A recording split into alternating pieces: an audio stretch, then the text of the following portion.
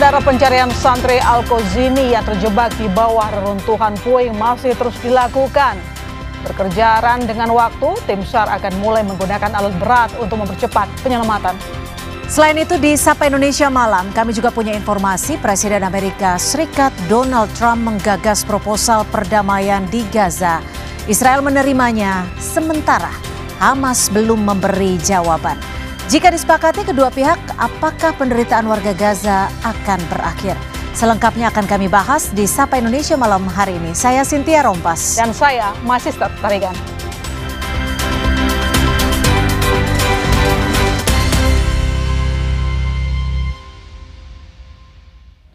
Saudara, pencarian korban ambruknya bangunan pesantren Al-Qazini memasuki hari keempat.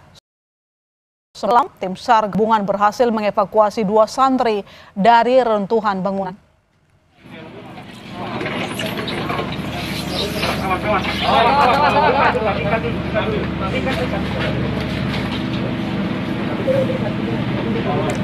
Pada hari ketiga penyelamatan, tim SAR berhasil menarik 2 korban dari puing reruntuhan.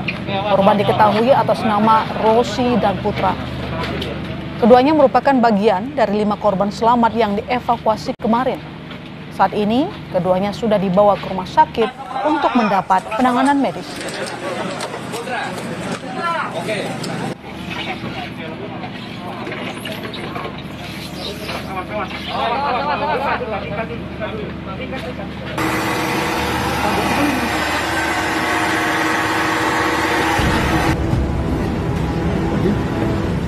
Sebelumnya, tim SAR berhasil mengevakuasi santri bernama Wahyu.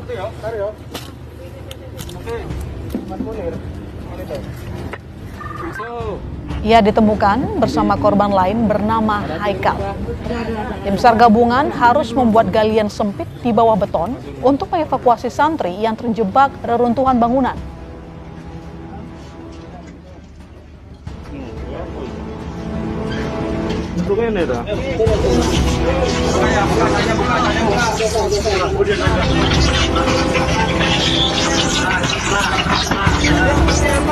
Dan petugas bahkan merayap hingga 3 jam, saudara.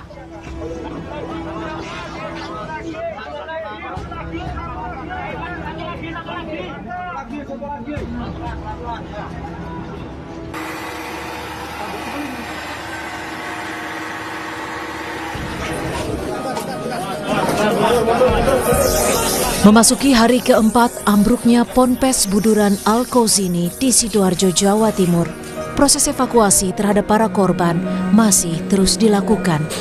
Sejak Kamis siang, tim gabungan mulai melakukan pengumpulan sampel DNA dari setiap keluarga yang masih menanti proses evakuasi. Pengambilan sampel DNA dilakukan bagi keluarga inti, baik orang tua maupun saudara sekandung.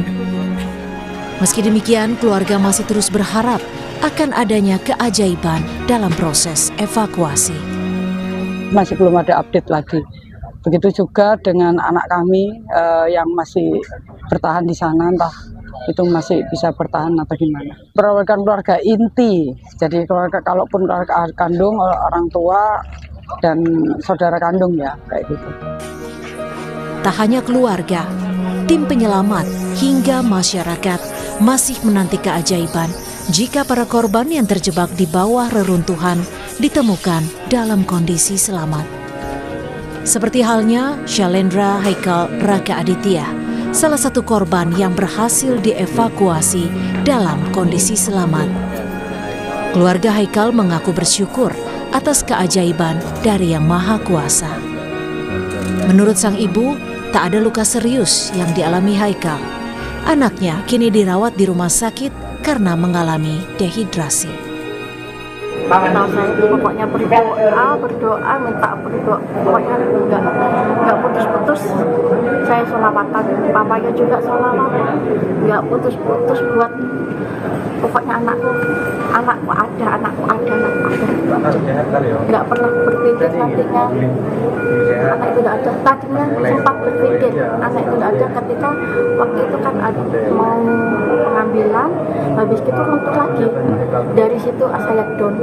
Aduh, anakku nggak ada 80%. Saya pikir nggak ada, tapi bismillah, anakku kuat gitu. Sholawatan terus. Setelah upaya penyelamatan dilakukan secara manual sejak Senin lalu, hari ini tim gabungan memutuskan untuk menggunakan alat berat dalam proses evakuasi korban ambruknya pondok pesantren di Sidoarjo. Hal ini dilakukan setelah tim berkomunikasi dengan perwakilan keluarga serta wali santri. Tim Liputan, Kompas TV. Saudara, hari keempat penyelamatan santri Ponpes Al-Qozini, Kepala BNPB Letjen Suharyanto menyatakan proses evakuasi bangunan roboh mulai menggunakan alat berat. Penggunaan alat berat dilakukan setelah ada kesepakatan dengan perwakilan orang tua dan wali santri. Selain itu, karena berdasarkan alat scan BNPB yang dilakukan untuk melacak korban di lokasi kejadian, tidak lagi ditemukan tanda-tanda kehidupan. Meski demikian, proses evakuasi dilakukan dengan hati-hati sampai semua korban ditemukan.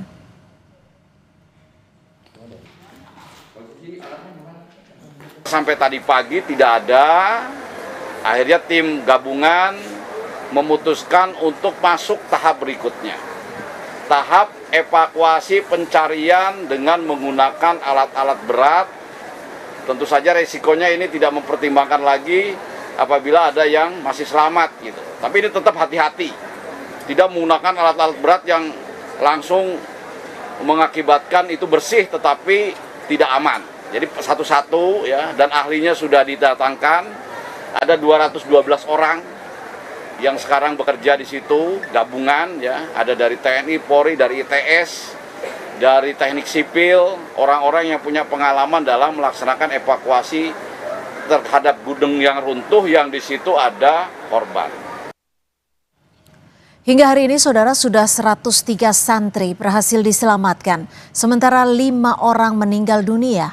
Menurut Kepala BNPB, masih ada 59 orang terdata hilang dalam peristiwa ambruknya bangunan pesantren Al-Qozini. Per hari ini yang sudah terdata korbannya 108 korban. Itu terdiri dari 103 yang kondisi selamat, ya semuanya dirawat di rumah sakit, rinciannya ada. 5 meninggal dunia. Nah, 5 juga saya yakin rekan-rekan media sekalian sudah tahu nama-namanya. Nah, sekarang yang masih hilang, yang ada datanya, yang ada fotonya, itu sementara terdata 59 orang. Di mana itu? Nah, kita tidak tahu. Saudara, perkembangan terkini dari operasi penyelamatan ambruknya pondok pesantren Al-Qozini Buduran. Kita dengarkan laporan dari jurnalis Kompas TV, sudah ada Kika Madona dan juru kamera Dika Pratama. Kika, seperti apa teknis penggunaan alat berat? Apakah sore hari ini sudah dimulai dan sampai kapan proses evakuasi menggunakan alat berat ini akan dilakukan, Kika? Ya, Cynthia dan juga saudara, untuk proses atau mekanisme yang akan dilakukan terkait dengan alat berat ini, sebelumnya saya akan sampaikan terlebih dahulu bahwa untuk melakukan proses evakuasi ini ada 5 alat berat yang juga kemudian dikerahkan dengan penuh kehati-hatian.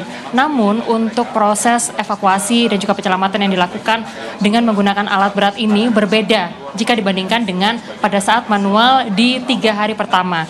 Jadi untuk proses dengan menggunakan alat berat ini dilakukan evakuasinya hanya sampai hari menjadi gelap seperti itu, atau tidak sampai dilakukan selama 1 hari 24 jam seperti manual sebelumnya. Ini karena memang secara pencahayaan ini menjadi kendala sehingga untuk proses evakuasi ini dilakukan tidak sampai malam hari.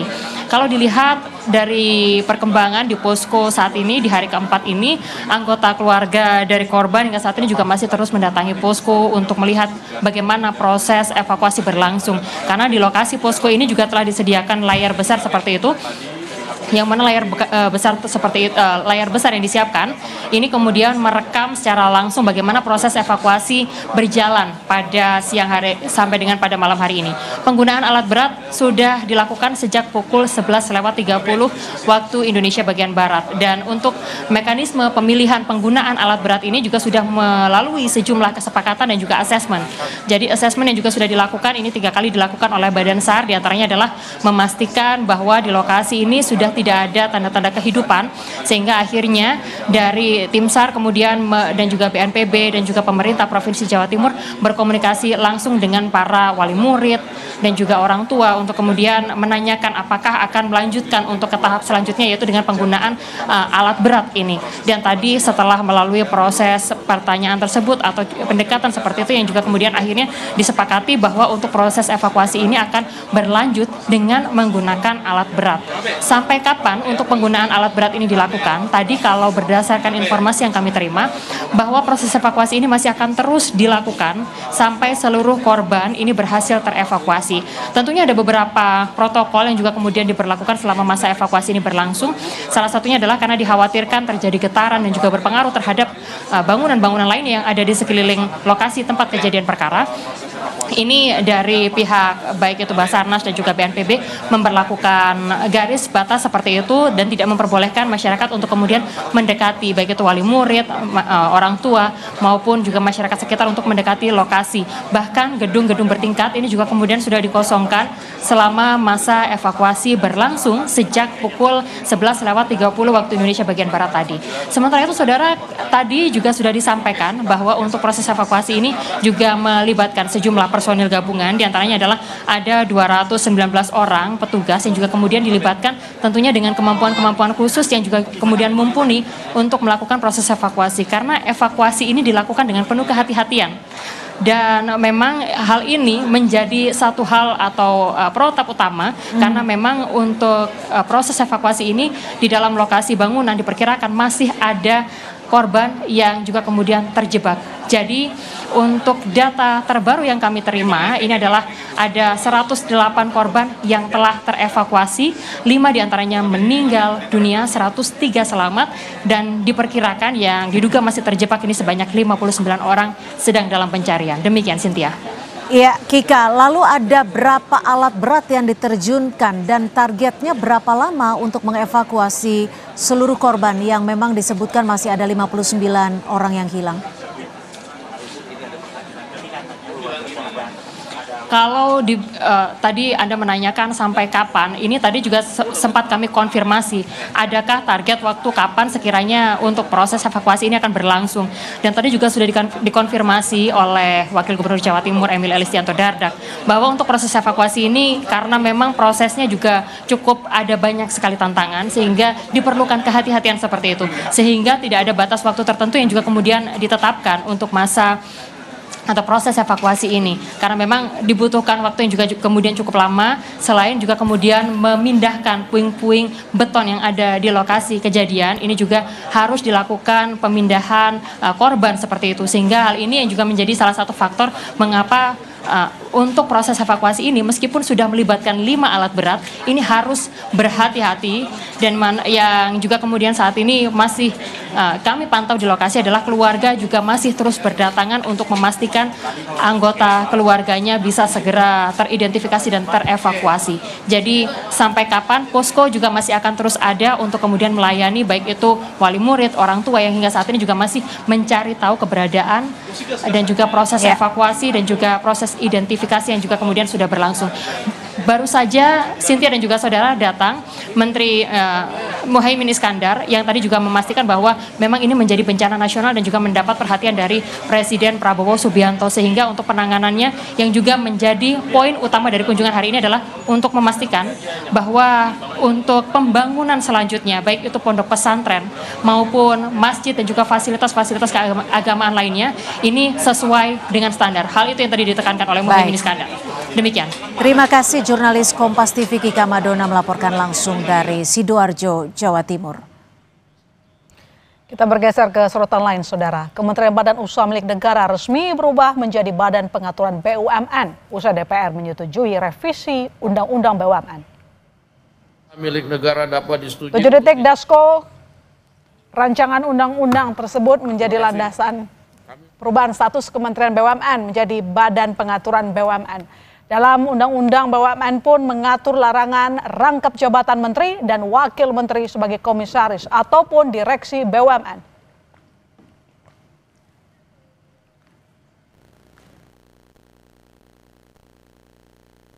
Ya, Undang-Undang BUMN tadi sudah disahkan, nantinya BUMN akan berubah menjadi BPBUMN. Semoga implementasi di lapangannya memang bisa berjalan dengan baik seperti semangat yang disampaikan oleh Bapak Presiden bahwa BUMN sebagai badan usaha milik negara memang harus berfungsi dan berperan, harusnya sebesar-besarnya sesuai dengan pasal 33 adalah untuk seluruh rakyat Indonesia, yang mana sekarang sudah ditarik ke Danantara. Jadi jangan sampai kemudian ada tumpang tindih antara regulator dan operator.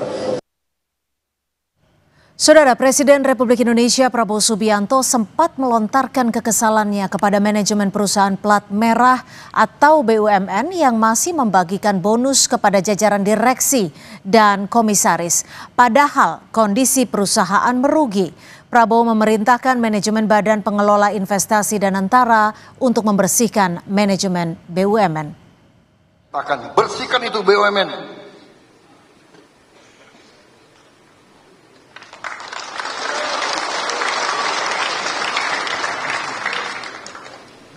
Kadang-kadang nekat-nekat mereka itu, ya.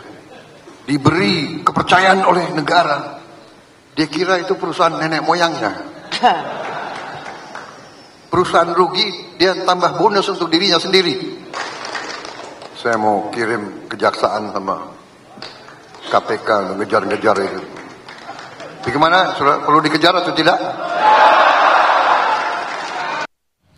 Menteri Energi dan Sumber Daya Mineral Bahlil Lahadalia merespons terkait SPBU swasta yang batal membeli BBM dari Pertamina. Bahlil menjelaskan bahwa proses pembelian masih berjalan. Proses B2B atau business to business dilaksanakan pihak swasta dengan swasta. Namun Bahlil tak menjelaskan lebih lanjut terkait batalnya beberapa SPBU swasta yang menarik diri untuk membeli BBM Pertamina karena adanya kandungan etanol di dalam BBM Best Fuel Pertamina. Selain itu, Bahlil menekankan bahwa kuota BBM Pertamina terbilang cukup dan dirinya juga memastikan pemerintah sudah memberikan kuota impor.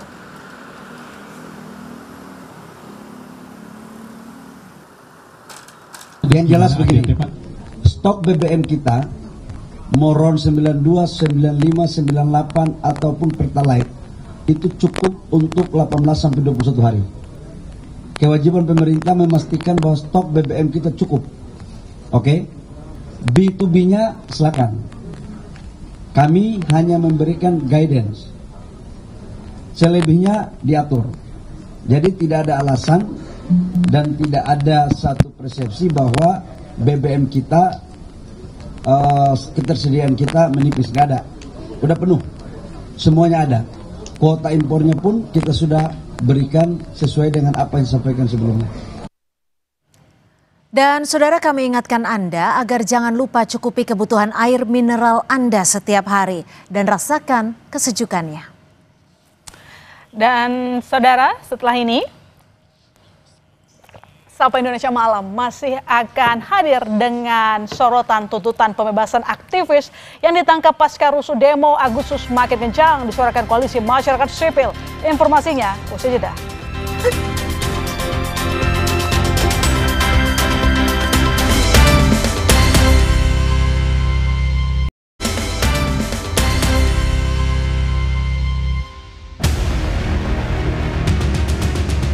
Kami menjamin bahwa mereka adalah para aktivis yang memperjuangkan demokrasi, termasuk reformasi Polri, dan tidak terlibat di dalam berbagai tindakan kriminal. The guilty of association, kejahatan asosiasi yang harusnya tidak bisa dipidana. Karena mereka terlibat dalam upaya untuk mendorong advokasi, terlibat untuk menyampaikan ekspresi dan juga pendapat di muka umum gitu ya, sehingga mereka tidak bisa dipersangkakan atau ditersangkakan. Kita harus melakukan pemilahan mana yang bisa diproses, mana yang kemudian kita berikan restoratif. Mana yang memang bisa diproses, mana yang tidak, saya kira harus ada pertemuan. Jadi tidak hanya diputuskan oleh kepolisian.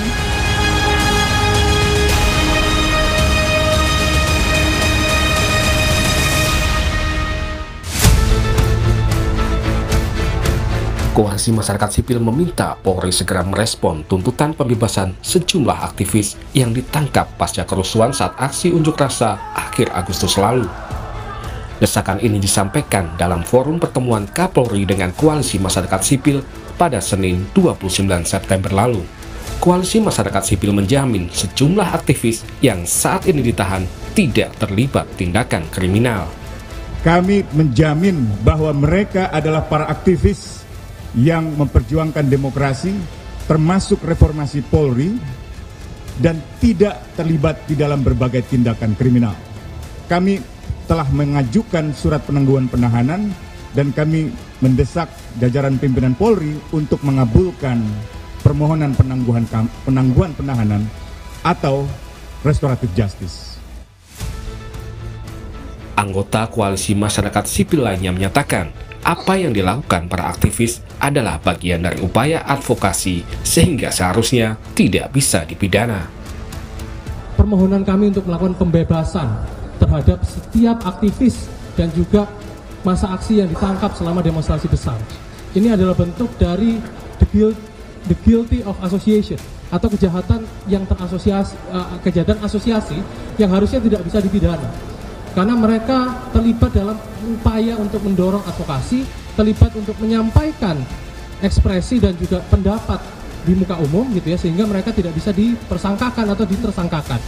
Sebelumnya, seruan senada juga sempat disuarakan sejumlah tokoh nasional yang tergabung dalam gerakan Nurani Bangsa. Mereka bahkan siap menjadi penjamin agar aktivis yang ditahan terkait aksi demo Agustus dibebaskan.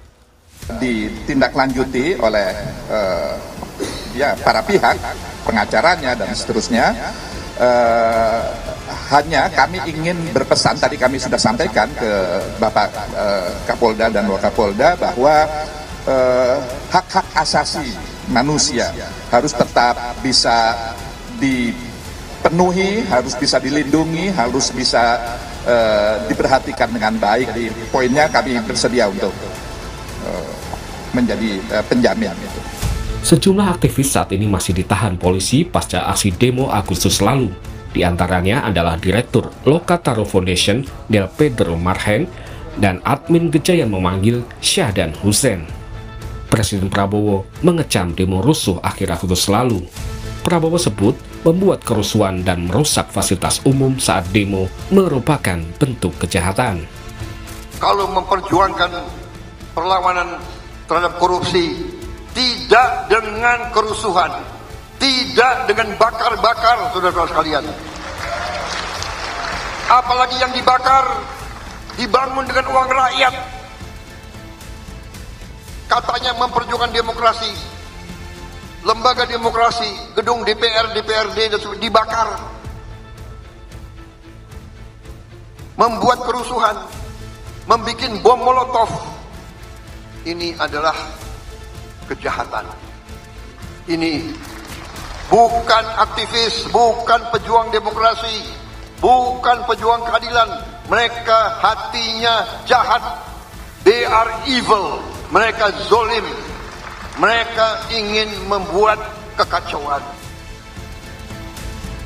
Terkait desakan pembebasan aktivis, Kapolri Jenderal Listio Sigit Prabowo bilang akan memilah mana yang akan diproses hukum dan mana yang akan diberikan penangguhan atau restoratif justice.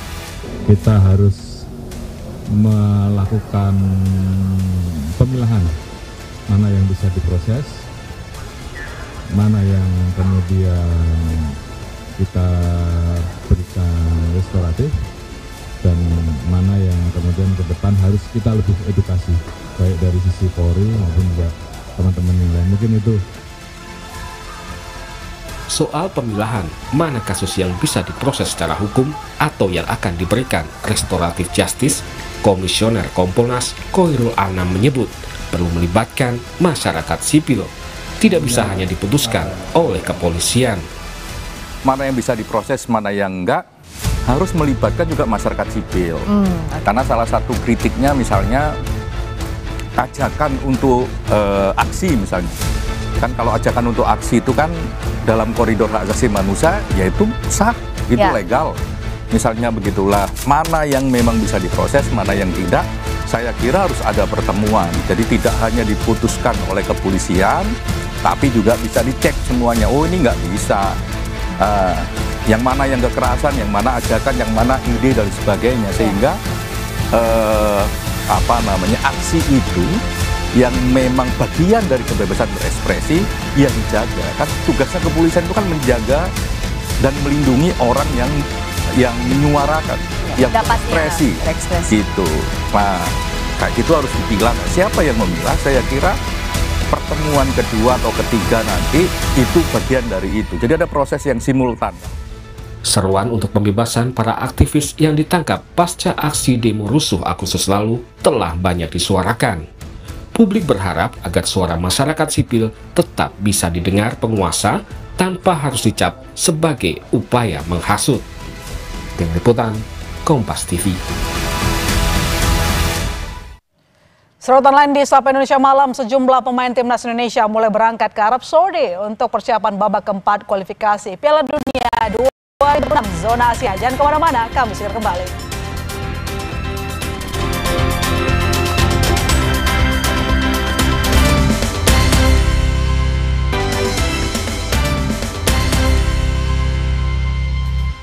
Kita ke berita lain, Saudara. Bupati Pati Sudewo dicecar soal kebijakan kontroversial dalam sidang Pansus Hak Angket Pemakzulan Bupati Pati hari ini. Dalam rapat, Bupati Sudewo dimintai keterangan soal kebijakan menaikkan pajak hingga 250%, memutus kontrak lebih dari 200-an tenaga honorer RSUD, soal pengangkatan direktur dan Dewan Pengawas RSUD secara bersamaan, dan memutasi puluhan ASN secara mendadak. Di depan Pansus, Bupati menyangkal semua temuan yang ada dan dirinya berdalih dalam mengambil semua kebijakan sudah sesuai prosedur. Usai memanggil Bupati Sudewo, Pansus rencananya juga akan memanggil Wakil Bupati dan PLT Sekda Kabupaten Pati untuk dimintai keterangan. Usai mengikuti Pansus, Bupati mengapresiasi berjalannya Pansus dan telah memberi bahan evaluasi ke depannya. Dan yang terakhir, kami mengingatkan Pak Bupati, tugas Pansus hanya pendalaman. Tadi juga disampaikan Pak Bupati, sekarang dikembalikan ke Pansus. Percaya dengan saya selaku Bupati atau yang keterangan sebelumnya, itu yang disampaikan Pak Bupati. Ya, setelah Pansus ini, Pansus bagus forum ini untuk memberikan masukan-masukan kepada kami untuk perbaikan ke depan, bagus sekali. Terhadap berbagai hal kan tadi juga sudah mengikuti. Kemudian kemungkinan ada yang tidak sesuai tadi gimana Pak? Bukan berarti tidak sesuai, akan kami cek. Kita beralih ke informasi lain, Saudara. Sejumlah pemain timnas Indonesia mulai berangkat ke Arab Saudi untuk persiapan babak keempat kualifikasi Piala Dunia 2026 Zona Asia. Manajer timnas Sumarji berangkat bersama pemain yang berlaga di Liga Super pada Kamis siang, seperti Rizky Ridho, Hernando Ari, juga Jordi Amat. Sedangkan pemain lain yang merumput di Liga Asia lainnya sebagian telah diterbangkan kemarin. Sumarji bilang seluruh penggawa Garuda dalam kondisi siap tempur. Keberangkatan pemain ini dibagi sesuai dengan jadwal dari awal. Yang dari Super League, yang dari Jakarta, hari ini kita berangkat, ya ada 11 pemain. Untuk yang dari Bangkok, ini tadi barusan sudah landing di Jeddah. Yang Sananta juga barusan saja landing di Jeddah. Terus yang lain dari Eropa itu ada jadwal hari ini, ada jadwal tanggal 4, ada jadwal tanggal 5, dan terakhir itu tanggal 6. Artinya memang datangnya bergelombang, tidak bersamaan.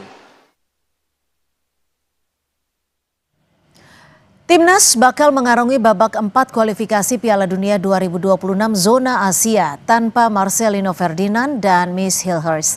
Marcelino sempat menjadi pahlawan kemenangan dengan 2 golnya kala bersua Arab Saudi di Jakarta akhir tahun lalu.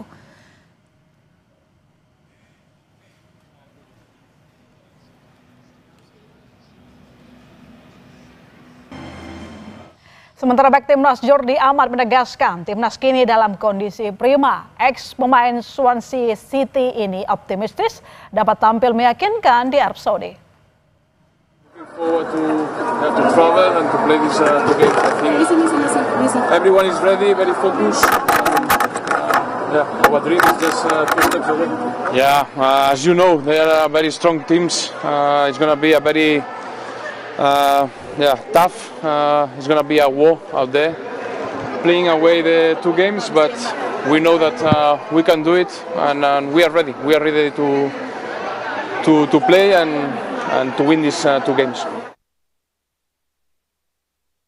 Tergabung di grup B, JHS CS akan menghadapi tuan rumah Arab Saudi pada 9 Oktober, Kamis dini hari waktu Indonesia Barat. Berikutnya melawan Irak pada 12 Oktober 2025 pukul 2.30 waktu Indonesia Barat. Timnas Garuda harus finish sebagai juara grup jika ingin mendapatkan tiket langsung ke putaran final Piala Dunia 2026.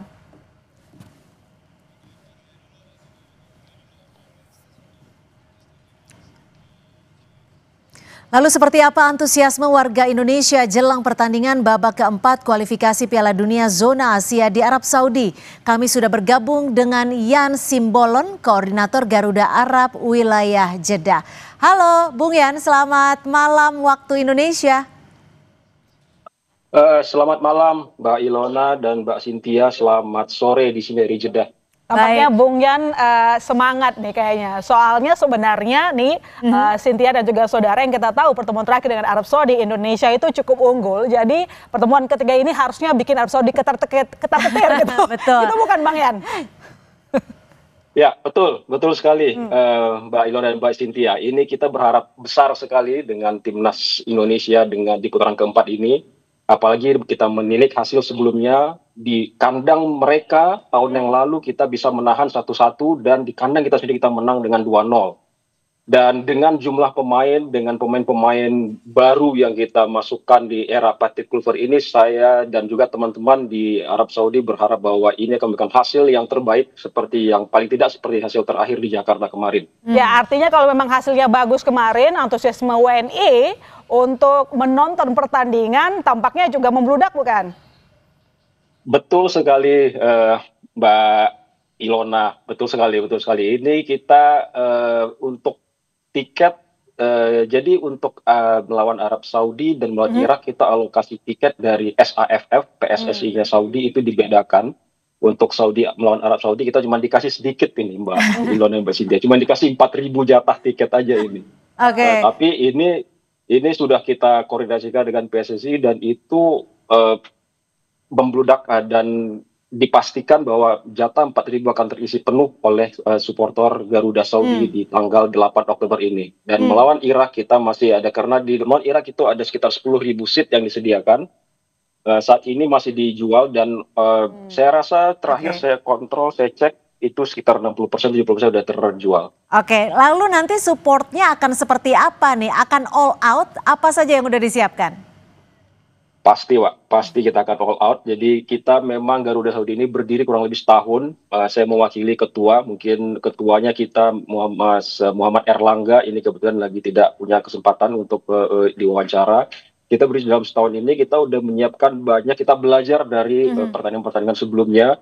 Bahwa ada beberapa hal yang mungkin kita harus izin dulu dari SAFF untuk seperti bendera-bendera besar, kemudian drum itu di awal-awal kita mungkin kesulitan karena kita belum paham. Sekarang kita udah lebih memahami kondisi sekarang, jadi kita akan menyiapkan beberapa bendera-bendera besar, kemudian juga termasuk bendera-bendera kecil untuk para penonton. Itu kita udah mengumpulkan kurang lebih ada sekitar 2.000 bendera kecil untuk para supporter yang akan kita bagi-bagikan. Dan tentu saja iya silakan Mbak. Iya kalau supporter Indonesia memang selalu heboh gitu ya. Untuk menyemangati. Tapi gini Bung Yan, kemarin kan sempat Indonesia berhasil menang nih waktu melawan Arab Saudi. Lalu saat ini terasa intens tidak sih di Arab Saudi? karena sempat kalah melawan Indonesia beberapa waktu lalu? Ya betul Mbak, kebetulan di kantor saya pun ini setahun yang lalu mereka tidak menganggap itu sebagai pertandingan penting karena kita mungkin dianggap bahwa tim yang peringkatnya jauh di bawah mereka, tetapi mereka tidak memahami bahwa ada beberapa pemain naturalisasi kita yang membuat kita punya kualitas yang baik ya. Dan kita bisa mencuri 1 poin di kandang mereka tahun lalu, itu membuat mereka cukup terkejut. Kemudian apalagi kita menghasilkan 3 poin di Jakarta, ini buat mereka tentu menjadi suatu hal yang waspada di saat ini. Mereka persiapannya luar biasa, mereka udah bahkan latihan mereka terakhir tertutup, dan juga sepertinya juga ada beberapa fasilitas-fasilitas kita di Saudi yang mungkin juga mereka tidak semudah yang kita dapatkan. Jadi artinya mungkin dari sisi teknis dan non teknis ini menjadi satu tantangan bagi timnas untuk meraih hasil optimal di laga di putaran keempat ini, Mbak Ilon dan Mbak Cynthia. Ada sahur nggak di sana, Bang? Sahur? Sahur. Sorry? Sahur. Oh, sahur. Ya, kalau yang saya rasakan memang begitu ya Mbak ya, tapi mungkin ini kita tidak lihat di luar, paling nggak dalam skala-skala kecil, misalkan di masing-masing seperti di kantor saya juga BT ada beberapa ini, mereka mungkin ini juga teman-teman mungkin sesama supporter barangkali ya, tapi mungkin dari segi kalau dari mungkin timnas dan segala macam itu mungkin dari asosiasi mungkin lebih di pada berita harian mungkin tulisannya berbahasa Arab, mungkin kita tidak paham, tapi mungkin itu juga mereka juga melakukan wasit gimana nih wasit? Wasit gimana nih? Timur Tengah juga tuh Bang ya. Nah ini juga sesuatu yang kita juga harus antisipasi nih, dan saya tahu juga Pak Erick Thohir juga udah mengirimkan surat protes kepada AFC ya, karena wasit ini tidak netral ya menurut kita ya, ini kan dari Timur Tengah, dari Kuwait ya. Mudah-mudahan saja kita lihat mungkin ya memang pemain-pemain harus lebih siap secara mental, dan dukungan kita tidak akan putus. Jadi kita udah banyak teman-teman yang udah ngambil cuti pada hari Rabu karena hari Rabu itu pertandingannya cuti. Ada yang dari Riyadh, ini ketua kita Muhammad Erlangga itu berdomisili di Riyadh, itu travel 9 jam dari Riyadh ke Jeddah untuk menyaksikan pertandingan ini. Oke. Harapan kita nanti lawan Arab Saudi bisa lancar. Nanti juga kita akan berhadapan dengan Irak, begitu ya. Semoga nanti lolos, kita bisa putar ke Piala Dunia. Betul. Tapi amin Mbak. Bung Yan, harapannya berapa nih prediksinya, skornya? Minimal saya rasa sama seperti di Jakarta, 2-0. Kalau tidak, kita paling tidak unggul satu skor. Apakah itu 2-1, 3-2. Saya optimis bahwa kita, apalagi kekuatan kita sekarang jauh lebih baik dari waktu sebelumnya. Amin. Baik, terima kasih. Amin. Terima kasih Bung Yan Simbolon, Koordinator Garuda Arab Wilayah Jeddah. Selamat menonton ya. Ya, selamat menonton, menyaksikan langsung di sana. Saya selalu di sana, Bang Yan.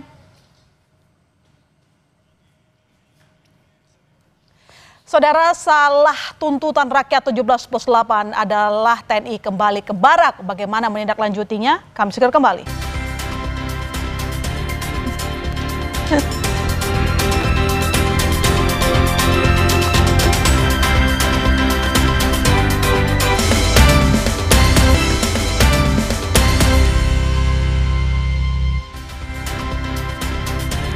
Terima kasih Anda masih bersama kami di Sapa Indonesia Malam. Saudara, Direktur Eksekutif Amnesty International Indonesia Usman Hamid menilai reformasi TNI sangat dibutuhkan, sama halnya dengan reformasi kepolisian dan badan negara lainnya.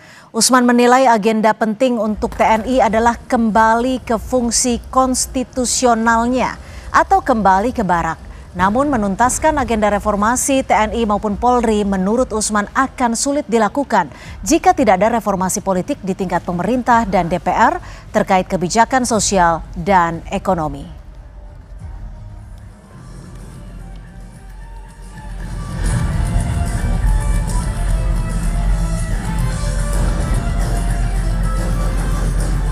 Tapi sebenarnya yang jauh lebih mendasar dari itu semua adalah reformasi kelembagaan sosial, politik, dan juga ekonomi. Sehingga ada perbaikan kebijakan-kebijakan yang dipandang kurang adil bagi masyarakat. Mulai dari sektor pajak, sampai dengan permasalahan yang muncul akibat kebijakan terbaru seperti makan bergizi gratis. Jadi tanpa ada reformasi politik di tingkat pemerintah, di tingkat DPR, terkait dengan kebijakan sosial, ekonomi, akan sulit untuk kita berharap reformasi Polri dan reformasi TNI itu benar-benar bisa tercapai. Nah, salah satu agenda penting untuk TNI adalah kembali ke dalam fungsi konstitusionalnya, atau dalam bahasa mahasiswa mungkin kembali ke barak. Pasca unjuk rasa akhir Agustus lalu, muncul tuntutan rakyat 17+8. TNI salah satu institusi yang menjadi sasaran tuntutan 17+8. Ada 3 tuntutan yang berkaitan dengan TNI. Yang pertama, saudara, TNI segera kembali ke barak dan menghentikan keterlibatan dalam pengamanan sipil. Kedua, TNI dituntut menegakkan disiplin internal agar anggota TNI tidak mengambil alih fungsi Polri. Dan yang ketiga, menuntut komitmen publik TNI untuk tidak memasuki ruang sipil selama krisis demokrasi.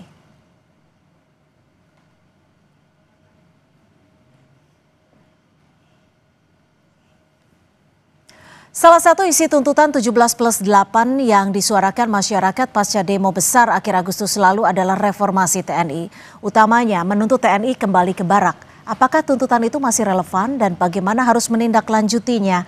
Kita ulas bersama Kabais TNI periode 2011-2013, Laksda Purnawirawan Soleman Ponto yang sudah bergabung bersama kami melalui Zoom. Selamat malam Pak Soleman.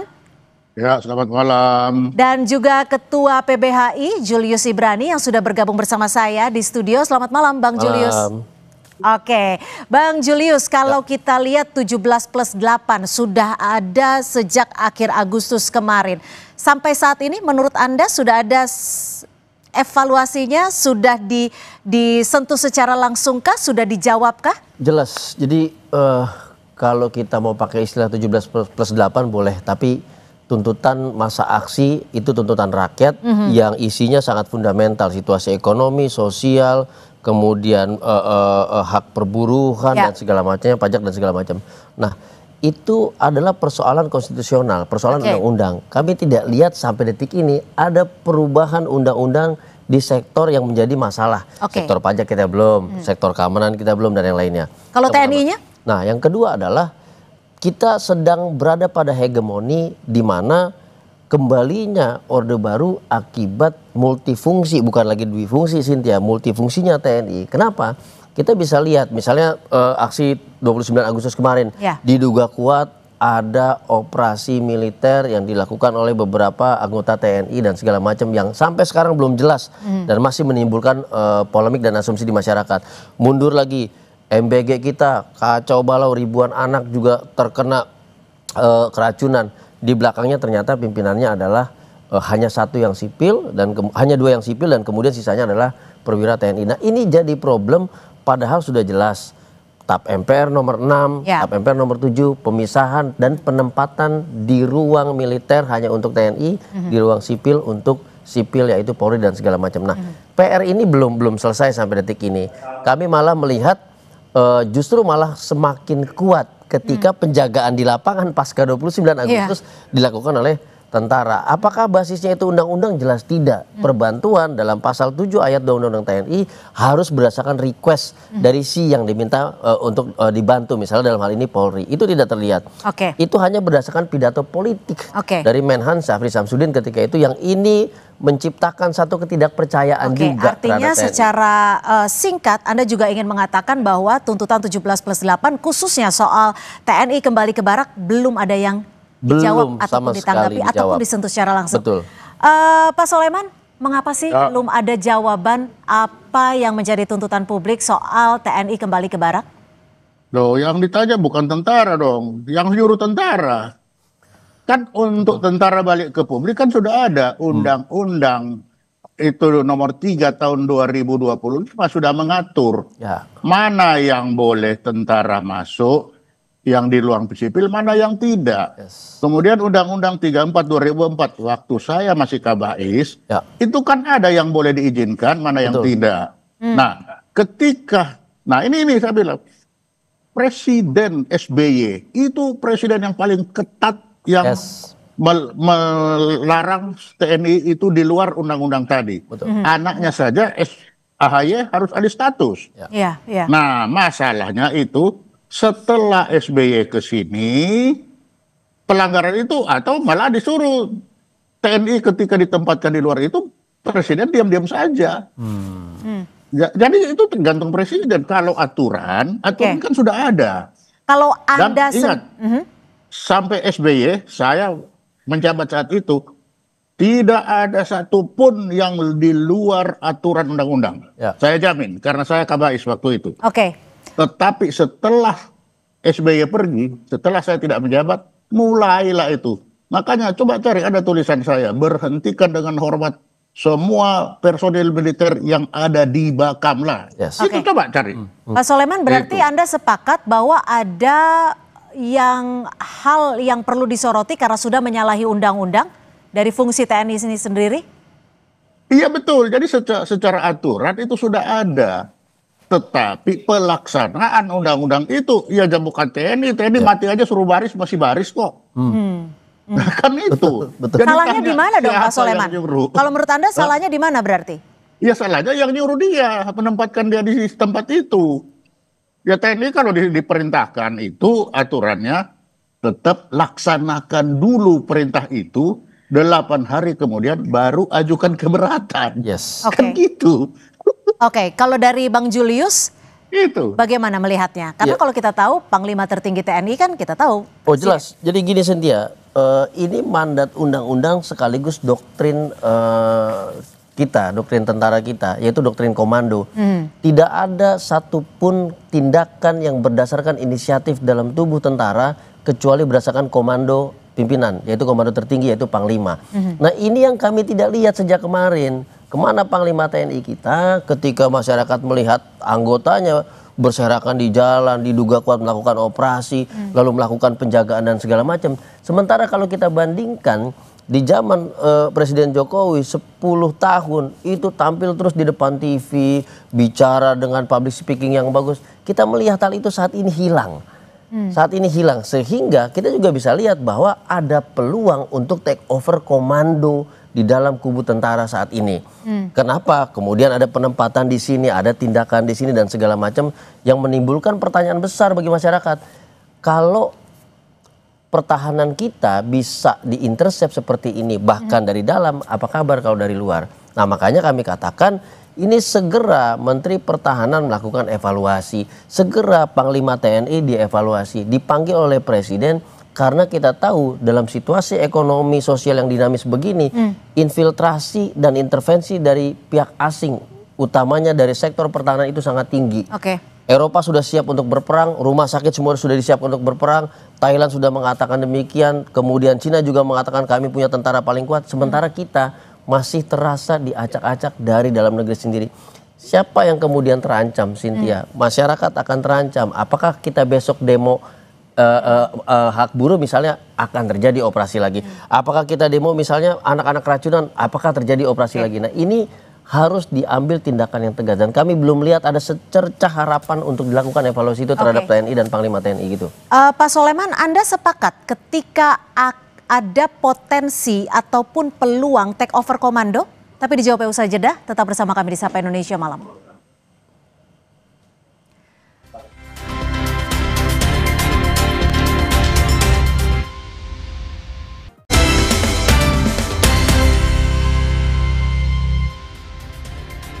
Terima kasih Anda masih bersama kami di Sapa Indonesia Malam. Lalu seberapa penting urgensi reformasi di tubuh TNI? Pak Soleman, Anda sepakat dengan Bang Julius ketika ada potensi untuk take over komando di tubuh TNI? Oh, nggak mungkin.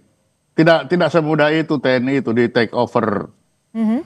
Di take over komandonya itu tidak mungkin. Sangat tidak mungkin. Karena TNI itu sangat patuh dan taat kepada aturan dia. Jadi selama komando itu tidak diserahkan panji-panjinya, tidak diserahkan benderanya, dia tidak akan ngambil. Yang ngambil itu akan dihukum sendiri sama teman-temannya.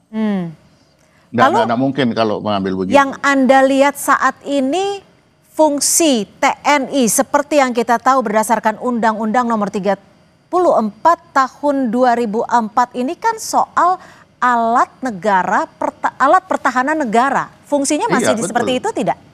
Betul, masih tetap aturan sudah ada kok. Tanya itu si Julius, dia sudah baca pasti. Ada jelas. Kan mau 2025, mau 2004 ada. Nah, pelaksanaannya itu kan yang masalahnya. Jadi Nah, aturannya sudah tepat, hanya saja Ada. pelaksanaannya sekarang yang menurut Anda juga Ya. melenceng. Pelaksana itu tergantung kepada yang merintah. Kalau militer itu begitu, kalau perintahnya ke kali, ke kanan, ke kiri, mau salah mau benar laksanakan dulu, 8 hari kemudian baru ajukan keberatan. Itu doktrinnya. Nah, sehingga kalau dibilang suruh kembali ke barak, ya sudah lama balik ke barak karena aturannya sudah suruh kembali.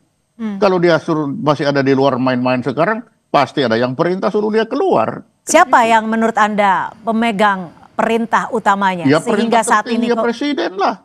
Perintah tertinggi kan presiden. Udah menurut pasti Anda itu. ini menyalahi aturan tidak? Kalau presiden yang perintah ya tidak salah, presiden. Presiden memegang kekuasaan tertinggi, angkatan darat, angkatan laut, angkatan udara. Kan itu bunyinya. Oke. Jadi kalau dia nyuruh, ya dia memegang kekuasaan tertinggi lalu Ya. gimana? Iya. Jadi secara hierarki ya tidak salah karena memang presiden pemegang kekuasaan tertinggi. Gimana Bang Julius? Kalau di satu sisi ada peraturan sebenarnya yang bisa dikatakan terobrak-abrik juga. Oh ya gini Cynthia, kalau kita bicara hierarki komando itu tidak salah. Doktrinnya seperti itu, dalam doktrin komando begitu. Panglima tertinggi adalah presiden, lalu ada panglima TNI. Tetapi yang hilang dalam diskusi kita adalah substansi. Pertanyaannya, substansi si komando itu apakah betul-betul mencerminkan fungsi? Jangan-jangan substansinya itu ilusi atas fungsi gitu loh. Kalau kita bicara TNI adalah alat pertahanan negara, penjaga kedaulatan. Pertanyaan kita, apakah adik-adik mahasiswa ini, apakah teman-teman buruh yang berdemo ini kemudian bisa menggulingkan kedaulatan, padahal dia menuntut hak agar digaji dengan layak untuk makan sehari-hari, padahal dia tidak memiliki alat apapun yang bisa mengancam kekuasaan negara. Jadi penerapannya jelas salah, isi komandonya jelas salah, substansi dari komando itu jelas menyalahi fungsi. Ini yang harus dievaluasi. Ilusi Kenapa? akan fungsi maksud Anda gimana nih? Bahasa mudahnya apa? Jadi kami mau lihat begini, kita lihat seolah-olah di tampilan kita ini terjadi kekisruhan di mana-mana, pembakaran di mana-mana segala macam. Sehingga ada alat negara yang dimandatkan untuk pemeliharaan ketertiban dan keamanan ini dinyatakan gagal. Sehingga perlu diterapkan metode pertahanan negara oleh tentara. Nah ini ilusi yang tidak boleh dilanjutkan. Ilusi yang tidak boleh disampaikan kepada publik bahwa hari ini seluruh penjaga kita mulai dari penjaga SPBU, penjaga terminal bis, penjaga apa segala adalah tentara.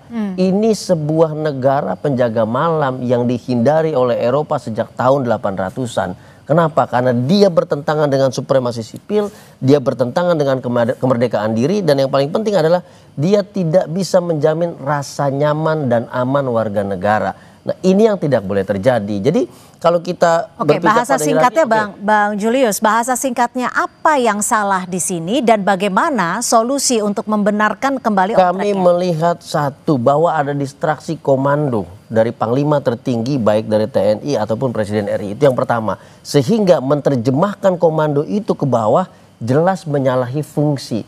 Di level yang paling teknis masyarakat melihat bahwa aparat tentara yang hadir di tengah masyarakat itu bukan untuk menjaga dan memelihara keamanan pertahanan, tetapi justru berbalik mengancam, menimbulkan ketakutan, menimbulkan rasa tidak aman di tengah masyarakat. Itu yang terjadi saat ini dan tidak boleh diteruskan, harus ada evaluasi. Itu yang ingin saya katakan, Sinti. Oke, Pak Soleman, Anda sepakat bahwa ada terjadi distraksi dan bagaimana kalau menurut Anda solusinya? Ya tidak juga, ini hanya perbedaan persepsi. Menurut tentara, menurut komando itu kami sedang melaksanakan tugas. Tugasnya apa? Menegakkan kedaulatan, menjaga keutuhan wilayah, melindungi segenap bangsa. Jadi mereka merasa saya sedang melindungi segenap bangsa ini. Nah kalau yang lain melihat dari sisi yang lain, ya lihat dari kanan dan lihat kiri kan berbeda. Sudah pasti.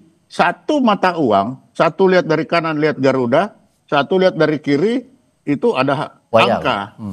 Iya, jadi susah, tidak akan ketemu. Tapi bagi tentara tetap pegangannya satu. Yang terakhir tadi, kami bertugas melindungi segenap bangsa. Nah, melindungi itu dengan cara apa ya inilah. Ya kalau ada yang melihat dari cara lain, ya itu hak orang yang melihat. Ini tapi tugasnya begitu, ya sudah begitu. Betul, itu betul. Saya sampaikan yang ditegaskan oleh Bang Soleman itu betul gitu ya. Nah, itu yang kemudian saya gambarkan sebagai sebuah ilusi. Ketika kita ingin menjaga bangsa dan negara, maka outputnya adalah apakah rakyat merasa aman atau tidak. Maka yang harus dirangkul, dan ini juga doktrin loh Bang, yang diajarkan oleh di TNI, yaitu doktrin manunggaling bersama rakyat atau membersamai rakyat. Itu salah satu doktrin. Tetapi pertanyaannya, apakah ketika itu masyarakat ditanya, amankah Anda ketika saya berada di sekitar Anda atau tidak? Dan saya mau nambahin satu lagi, Cynthia. Hari ini ramai RUU tentang pertahanan dan keamanan siber. Salah satu klausul pasalnya yang kemudian diturunkan lebih detail lagi, itu bicara tentang bagaimana dapat memonitoring aktivitas siber masyarakat, baik dalam konteks monitoring bebas begitu saja, tanpa targeted, tanpa perintah, tanpa masalah, termasuk melakukan penyelidikan dalam konteks hukum, dugaan hukum pidana terhadap kejahatan siber. Dan ini bukan dilakukan oleh penyidik sebagaimana diatur oleh KUHP, tetapi ada tentara di situ yang kemudian diberi kewenangan dalam konteks penyidikan di ruang siber yang harusnya menjadi materi sipil. Kalau pendapat Anda ini sebagai bagian dari kita. koalisi sipil, terganggu tidak dengan pengamanan seperti satu contoh pengamanan TNI di DPR? Ya, itu jelas terganggu, amat sangat terganggu. Kenapa? Ketika kita ingin merasakan aman, maka yang perlu kita pertegas adalah semua yang di hadapan kita itu menggunakan seragam dan perangai yang sama. Itu satu. Yang kedua, para penjaga gedung parlemen yang diisi oleh anggota Dewan yang mulia itu tidak menghadapkan dirinya, senjatanya dan ototnya ke hadapan kita. Kalau masih sama seperti itu, tidak ada yang berubah, artinya masih menganggap rakyat pencari keadilan sebagai lawan, sebagai musuh negara. Begitu, Cynthia.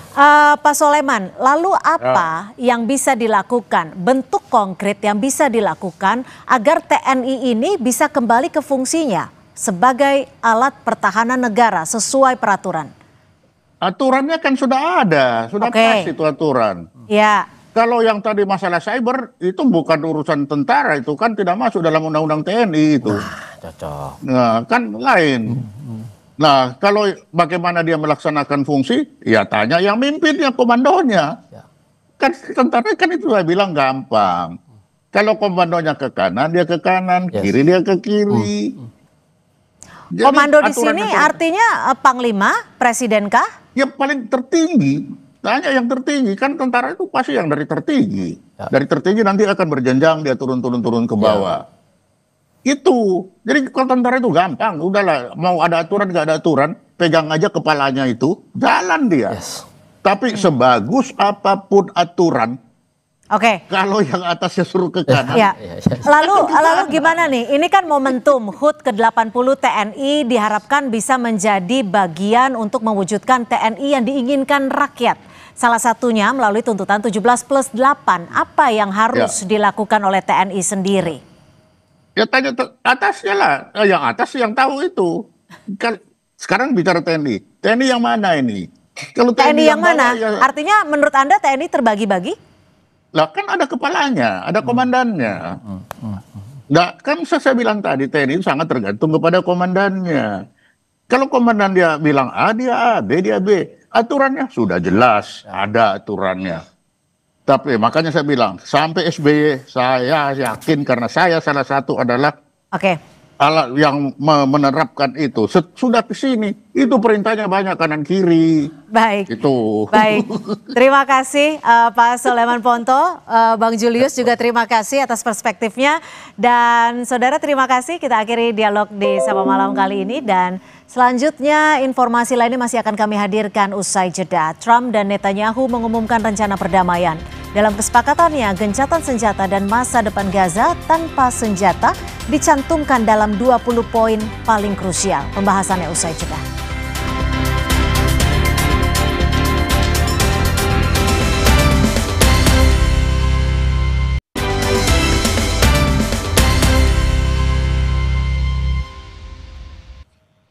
Anda kembali di Sapa Indonesia Malam. Saudara, Presiden Trump dan Perdana Menteri Netanyahu mengumumkan rencana perdamaian. Dalam kesepakatan, gencatan senjata dan masa depan Gaza tanpa senjata dicantumkan dalam 20 poin paling krusial. Namun, warga Gaza meragukan niat baik kedua pemimpin untuk membawa kedamaian di tanah Palestina. Presiden Amerika Serikat Donald Trump dan Perdana Menteri Israel Benjamin Netanyahu menyepakati sebuah rencana perdamaian. Perencanaan damai ini berisi 20 poin yang bertujuan mengakhiri perang di Gaza dan membebaskan sandera. Sejumlah poin penting, gencatan senjata segera, pembongkaran militer Hamas, demilitarisasi Gaza, serta pemerintahan sementara sipil yang bukan di bawah Hamas. Namun Hamas tengah menelaah dokumen 20 butir proposal perdamaian Gaza yang digagas Trump. Menurut sumber dekat Hamas, kelompok itu memulai serangkaian konsultasi internal dengan kepemimpinan politik dan militer, baik di dalam Palestina maupun di luar negeri, sebelum memberikan jawaban resmi. Sementara itu, Trump memberikan tenggat selama 3 atau 4 hari untuk menerima proposal perdamaian di jalur Gaza. Jika tidak, konsekuensi berat menanti. Juru bicara Kementerian Luar Negeri Qatar, Majid Al-Ansari, mengonfirmasi Selasa waktu setempat, Qatar dan Mesir secara resmi menyampaikan rencana perdamaian yang diusulkan Presiden Donald Trump kepada Hamas dan memastikan bahwa jaminan telah diberikan untuk mencegah terulangnya agresi Israel terhadap Doha. Qatar yang telah lama menjadi mediator utama dalam pembicaraan tidak langsung antara Israel dan Hamas juga menjelaskan Hamas tengah mempelajari proposal tersebut. بالنسبة للوفود الموجودة في الدوحة شارك رئيس المخابرات المصرية يوم أمس في الاجتماع وكذلك اليوم من الجانب التركي سيشارك في هذه الاجتماعات مع الوفد التفاوضي لحركة حماس. الاجتماع الذي عقد في نيويورك بين عدد من قادة الدول العربية والإسلامية مع الرئيس الأمريكي وسع دائرة المشاركة في إطار هذه المبادرة لتشمل جميع هذه الدول. لذلك اليوم نجد هذا الحضور الثلاثي القطري المصري التركي. Rencana perdamaian disambut dengan skeptisisme dari warga Palestina yang percaya bahwa Amerika Serikat telah lama kehilangan kredibilitas dalam membawa perdamaian ke Gaza. Warga Gaza meragukan dampaknya serta ketulusan dan konsistensi dalam pengambilan keputusan pemerintahan Trump.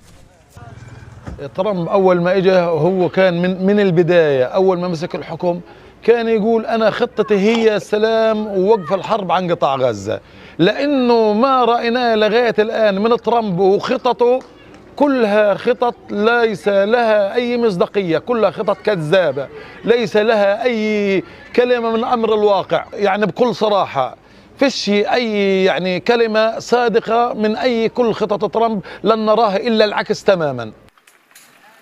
Meski proposal perdamaian membuka peluang bagi berdirinya negara Palestina di masa depan, namun apakah benar-benar bisa mengakhiri penderitaan atau hanyalah pertunjukan politik? Tim Liputan Kompas TV.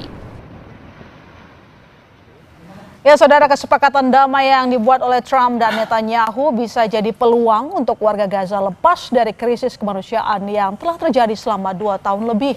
Namun, apakah kesepakatan ini benar-benar jalan menuju akhir penderitaan atau sekedar politisasi kepentingan dua pemimpin dunia? Adakah jaminan agar warga Gaza benar-benar damai?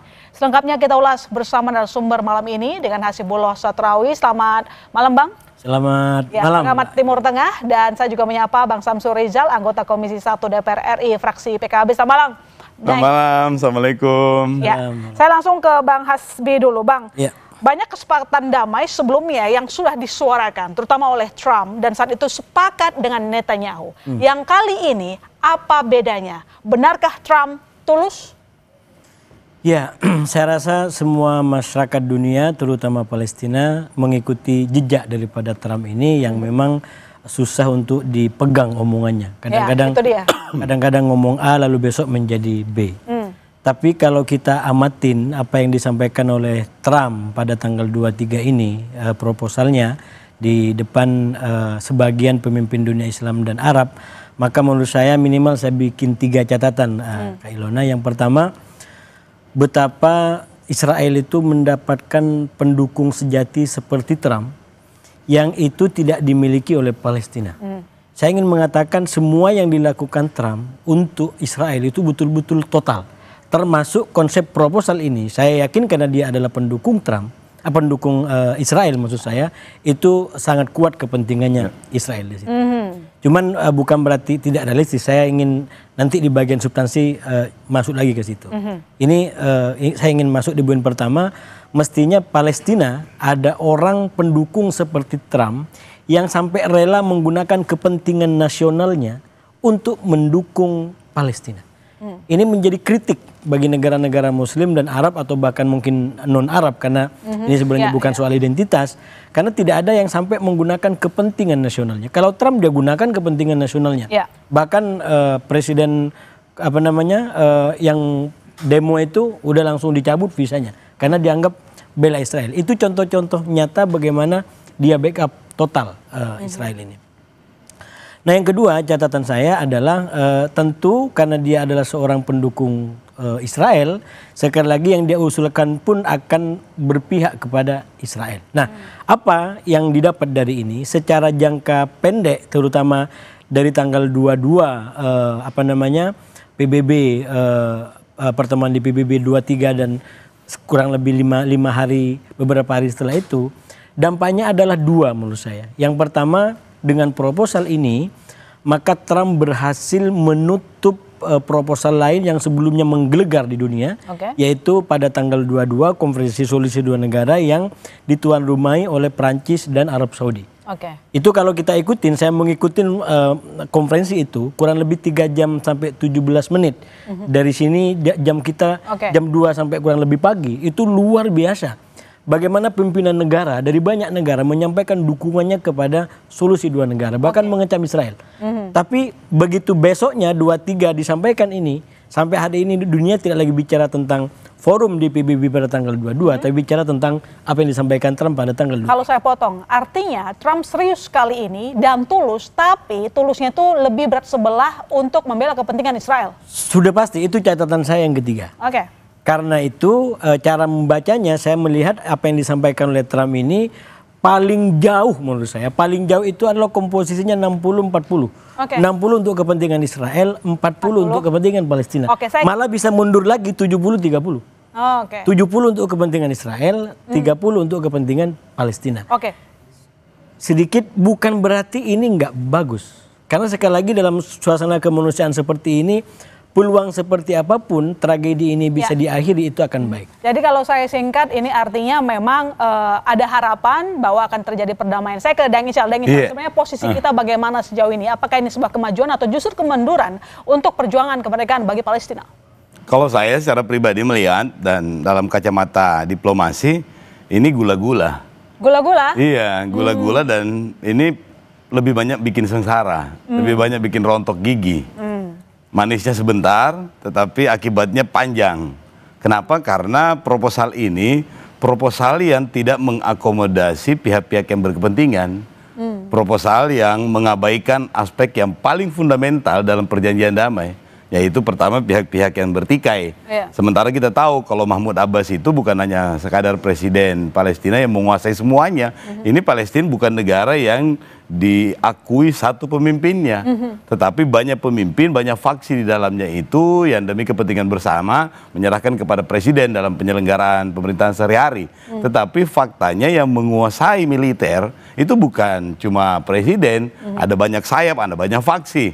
Bahkan kemarin di konferensi perjanjian Beijing itu dari 16-an faksi itu 14 sudah bertanda tangan. Justru itu yang lebih menguasai de facto-nya. Secara administrasi memang presiden Palestina. Jadi dari 20 poin itu tidak satu pun yang mungkin menggugah kita bahwa ini untuk kemerdekaan Palestina. Iya, ini kalau Pak Hasib bilang tadi itu 60-40, saya bilang aja. Ini 50-50 tapi 70-30. Kalau di Makassar itu ada istilah kita itu 50-50. Ya jadi kita bagi tetapi bukan bagi proporsional. Bagi itu hanya sekadar lip service itu 50-50, tetapi faktanya itu bisa jadi 80-20. Yang penting jangan menjadi 50-50, yang penting adil ya. Padahal 70-30, di mana adilnya? Jadi Anda sendiri sebenarnya tidak yakin dengan apa yang disampaikan oleh Trump bahwa akan ada perdamaian. Ini sama saja dengan janji-janji sebelumnya mengatakan waktu itu di Juli, masih ingat kan? Di mana dia mengatakan akan ada gencatan senjata yang disepakati oleh Netanyahu, tapi kemudian baru diomongin langsung menyerang Qatar. Artinya tidak ada konsistensi. Menurut Anda yang ini konsisten atau tidak? Nggak mungkin konsisten. Nggak mungkin. Nggak mungkin konsisten selama tidak melibatkan semua pihak yang bertikai. Semua pihak yang terlibat. Karena yang terlibat ini yang di proposal Trump itu yang selalu mengikuti Abraham Accord itu bahwa hanya presiden atau pihak yang secara internasional diakui. Dan itu legitimasinya itu adalah Presiden Palestina. Nah itu mungkin akan kelihatan dari luar bahwa ini sudahlah antar dua negara inilah state solution, sudah cocok lah ini. Tetapi faktanya di lapangan adalah bukan cuma itu yang berkuasa, tetapi banyak yang memegang hal-hal yang lebih substansial. Dalam hal ini adalah yang pegang senjata. Benar. Sebenarnya kalau saya lanjut Bang Samsudin tadi ya, kalau kita baca poin demi poin dan peta dukungan, justru proposal ini didukung oleh kekuatan-kekuatan utama di Timur Tengah bahkan di dunia Islam. Minimalnya G8 Islam itu yang atau dunia Arab dan Islam itu termasuk Mahmud Abbas. Mahmud Abbas sudah menyatakan kami mendukung karena kita harus jeli baca perkembangan satu demi satu. Mahmud Abbas ini adalah orang yang sekarang hampir tidak diakui oleh kekuatan-kekuatan Timur Tengah maupun global. Israel nggak mau percaya sama dia, kemudian Hamas sudah pasti nggak percaya sama dia, Arab juga. Jadi kalau gitu ke kami aja untuk ngambil data itu. Nah, maksud saya kalau kita bedah substansinya, kenapa 70-30? Sebenarnya walaupun ini tidak ideal, tetap ini sebuah harapan dan peluang yang mestinya bisa dimanfaatkan oleh kita. Kenapa? Satu kalau kita bedah.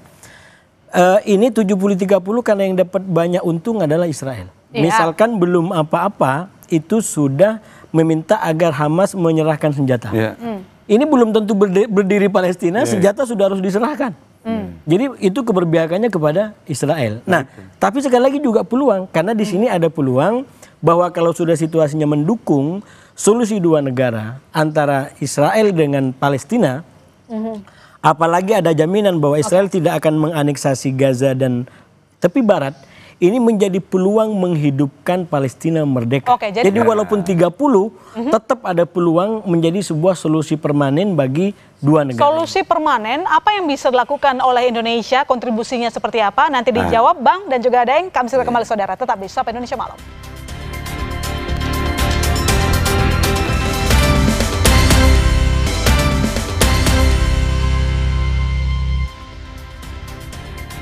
Anda kembali di Sapa Indonesia Malam. Saudara, sejumlah kapal kemanusiaan Somad Flotilla beserta sukarelawan disergap dan ditahan militer Israel Rabu malam. Kapal yang disergap termasuk yang ditumpangi aktivis Greta Thunberg. Sebelum menyergap dan menahan aktivis, pihak Israel sempat mengirim ancaman melalui radio komunikasi. Ancaman itu dijawab aktivis yang menegaskan bahwa misi flotilla bersifat damai dan sah secara hukum internasional. Suasana semakin menegangkan saat rombongan sukarelawan di atas kapal lainnya terlihat mengangkat tangan, tanda mereka juga turut disergap. Sementara itu, kapal Observer yang ditumpangi sukarelawan Indonesia Hussein Gaza dan rombongan berhasil menjauh untuk mengumpulkan dan melengkapi bukti-bukti pelanggaran hukum internasional yang dilakukan Israel. Hingga kini, kondisi perairan Laut Mediterania masih mencekam. Misi kemanusiaan ini diikuti lebih dari 40 kapal dari berbagai negara.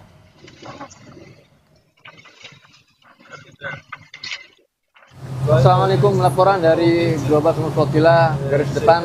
Saat ini sedang terjadi intercept penyergapan secara ilegal oleh Israel terhadap kapal-kapal terdepan JSF yang sudah dikonfirmasi tertangkap sejauh ini 3 kapal, Sirius, Karma, dan Alma, dan Israel terus dengan gencar melakukan serangan ke kapal-kapal lain.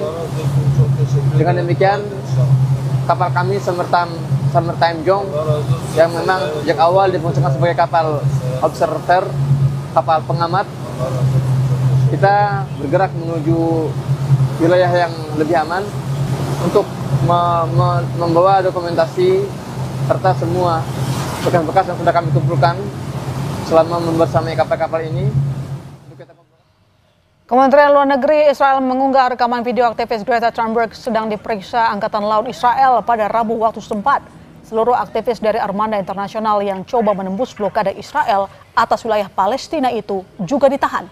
Armada global sumut melibatkan sekitar 45 kapal yang memboyong politisi hingga aktivis dengan misi mematahkan blokade Israel atas wilayah Palestina. Sebelumnya, Israel telah memberi peringatan agar armada internasional itu tidak memasuki perairan yang diklaim Israel di bawah blokade mereka. Yang bersiaga di sekitar Deng Ical, untuk memuluskan perdamaian yang sudah lebih dari 2 tahun, kasihan sekali saudara kita yang ada di Palestina, apa yang harus dilakukan oleh pemerintah? Bagaimana kontribusi kita bisa ikut serta untuk konsisten memberikan kedamaian bagi Palestina? Ya, yang paling penting adalah Indonesia mesti mengambil peran untuk mendorong negara-negara yang selama ini telah memperlihatkan secara lebih jelas keberpihakan mereka terhadap two-state solution tadi itu. Mulai dari Prancis, Inggris, Spanyol, Portugal, dan beberapa negara-negara yang selama ini memang hanya melihat dari jauh. Dan kemarin puncaknya tanggal 22 kemarin itu yang ada konferensi solusi dua negara, Prancis dan MBS, kemudian beberapa negara juga sebelumnya. Beijing sudah mengumpulkan faksi-faksi itu, dan ini adalah pertanda bahwa pada dasarnya mereka siap untuk terlibat dalam proses ini. Oleh karena itu seharusnya seperti badan seperti PBB ini yang menginisiasi untuk melibatkan banyak negara. Bahkan terakhir Inggris ini sudah merelakan Tony Blair itu, walaupun juga karakter personalnya dia itu tidak dekat-dekat amat, bahkan bisa jadi menjadi anti Palestina, tetapi sebagai sebuah representasi internasional itu patut untuk diberi, patut untuk memberi harapan lah. Nah, yang ini berarti tandanya adalah tidak boleh ada negara yang kelihatan dominan, apalagi yang selama ini Israel minded seperti Amerika Serikat.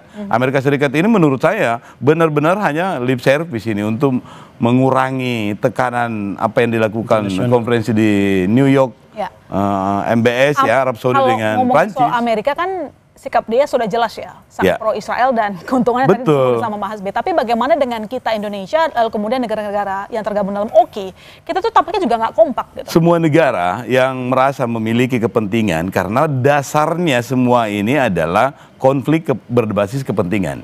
Karena semua negara juga dalam konteks hubungan antar negara itu didasari oleh kepentingan. Tidak ada yang tidak ada kepentingannya, tetapi kalau kemudian dianggap ini adalah pemicu untuk, ya mudah-mudahan tidak terjadi ya, nauzubillah min zalik, perang dunia ketiga, maka semua negara jadinya berkepentingan untuk meredam konflik ini. Dan itu berarti beberapa kelompok negara yang selama ini juga memang telah memberikan perhatian itu harus bersama-sama untuk mengambil bagian dalam proses ini. Dan niat baik Amerika ini, kalau betul niat baik itu pasti akan membuka jalan. Nah di sini tandanya. Ya, Bang Hasbi, ada Tony Blair, ini sendiri juga tadi kita sudah bahas bahwa orang ini juga sebenarnya nggak bersih-bersih amat begitu. Yang kita tahu juga dia ada masalah soal Irak waktu itu. Nah, bagaimana memastikan bahwa sosok ini bisa menjadi Dewan Perdamaian yang menjadi tim dari Trump dalam 20 kesepakatan itu dituliskan demikian, lalu kemudian apakah Indonesia juga turut serta harusnya bisa memberikan tokoh ke dalam sehingga lebih jelas begitu posisi kita? Ya, saya rasa memang ini pertanyaan yang sangat strategis tentang peran kita ke depan. Dan kalau Tony Blair ditanyakan kenapa masuk di situ, sudah pasti bukan karena paling adil, tapi paling bisa diterima oleh kedua belah pihak. Dan dalam konteks itu, walaupun kecil ini ada peluang, terutama melalui yang disebut sebagai Dewan Perdamaian, Daeng, menurut saya justru ini harus digunakan oleh Pak Prabowo yang menjadi bintang baru di tingkat PBB dengan pidatonya yang sangat kuat dirujuk oleh banyak orang itu untuk meningkatkan peran Indonesia, yaitu mengusulkan tokoh-tokoh yang bisa mengisi Dewan Perdamaian ini untuk bisa memastikan ide mengenai keluarga Ibrahim yang rukun ini bisa diperjuangkan lebih lanjut. Dan menurut saya kita nggak kekurangan nama-nama yang punya rekam jejak tentang ini semua. Misalkan kalau di pemerintahan ada siapa namanya SBY, ada Pak JK, bahkan keluarga Gus Dur yang kita tahu sangat diterima di kedua belah pihak. Entah itu Bu Nyai Sinta atau mungkin putri-putrinya, atau malah mungkin kalau yang akademisi, kalau beliau mau, menurut saya tokoh-tokoh seperti Romo Magnis yang kita nggak meragukan bagaimana beliau berjuang untuk perdamaian dunia, bisa diterima Barat dan Timur, ini bisa di-endorse menurut saya oleh Pak Prabowo untuk satu, kita sudah makin naik dukungannya di tingkat global dan ini perannya makin strategis sehingga ide mengenai perdamaian dunia itu yang sekarang dibuka lewat proposalnya Trump, walaupun komposisinya 70-30. Kalau saya potong, proposal ini masih harus direvisi. Dan terbuka memang, mereka nggak mau kunci. Itu catatan saya yang kedua. Karena ini memang masih terbuka, menurut saya melihat perkembangan hari ini, 9 hari pasca pertemuan di PBB, Pak Prabowo terutama yang hadir di forum itu mestinya memberikan penjelasan lebih lanjut. Jangan ini menjadi cek kosong digunakan oleh Trump dan Netanyahu untuk memaksa Hamas menerima poin-poin ini. Karena ada kecenderungan menurut saya di hari ini Trump menggunakan pertemuan dengan G8 itu untuk menekan Hamas. Sekarang Hamas nggak punya pilihan. Dan Hamas tidak punya pilihan. Nggak punya pilihan. Karena merasa negara-negara Islam dan Timur Tengah sudah mendukung. Padahal sekali lagi ini belum dikunci. Jadi harus diberikan penjelasan lebih lanjut. Dan hari ini negara-negara Timur Tengah sudah melangkah ke sana. Jadi nggak mau menjadi cek kosong. Ini harus apa yang dimaksud dengan babi bu ini yang baik. Dan Ical, Anda sendiri sepakat tidak? Tadi disebutkan bahwa sebenarnya Hamas sendiri tidak punya lagi posisi tawar, begitulah ya. Mereka harus setuju karena negara Islam itu sudah menyetujui lah begitu dalam pertemuan saat itu. Jadi menyetujui untuk solusi dua negara, menyetujui untuk damai. Tetapi kalau mereka melihat 20 poin yang diajukan ini, tidak akan mungkin setuju. Tidak akan mungkin setuju dan memberikan effort yang maksimal. Kenapa? Karena mereka juga tahu dan kita juga tahu kalau soal pengungsi tidak selesai, kalau soal kompensasi ekonomi atau badan yang menjamin untuk ada proses rehabilitasi dan recovery, kemudian kalau faksi-faksi militer tidak dilibatkan atau tidak merasa terakomodasi kepentingannya, tidak bakalan ada perdamaian. Dan Amerika dan Netanyahu ini cuma menggunakan momentum ini untuk menutupi kekalahan diplomatiknya mereka pada sidang PBB. Karena kekalahan diplomatik ini luar biasa telaknya. Karena semua orang itu memiliki, semua negara itu akhirnya punya panggung dan itu menjadi momentum. Kenapa mereka menjadikan sidang PBB ini sebagai momentum untuk memberikan dukungannya? Karena desakan internasional warga negara masing-masing itu sudah mulai terlibat. Australia nggak pernah bahkan cenderung mendukung Israel karena demonstrasi di kampungnya, di daerahnya, di negaranya.